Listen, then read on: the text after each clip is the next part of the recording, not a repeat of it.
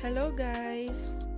Kabantay ba mo aning yelo og dahon nga kahoy diri sa bukid nun ra ni siya pud makita.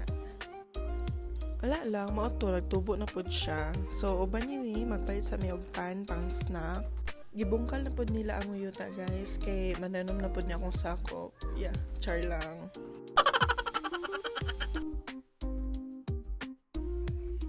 Kaning bakahan ni, uli dito uli. Kaning oh, isugi mo amahan no, tara. Yeah. So, diretso na tas unahan.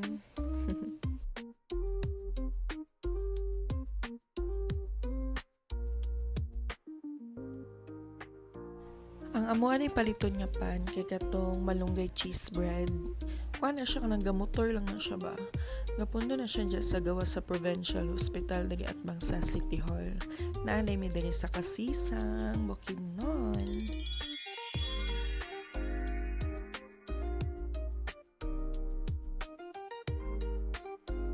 So, mao din nga pa namang paliton. Kato ni siyang kuan katong sa Cagayan pa mi. Ako madumduman ani kay katong Sherugi nga gali niya hagkadlawon bitaw. Amot kapas ba mo ana? Char tigulang lagi kay ko. So, mao ni si Kuya. Init ka na yung pan as in freshly baked. Our good na fresh from oven pa kaayo.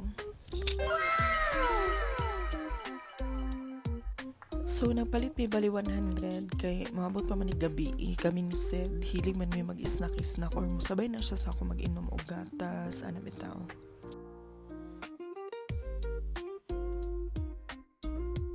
So, fast forward, na ami anay din sa BIR. Ubus mo sa BIR, nagapamiliga fishball. Amot, ganahan ko silang fishball. So, anak ko, pauban ko kay sumukao.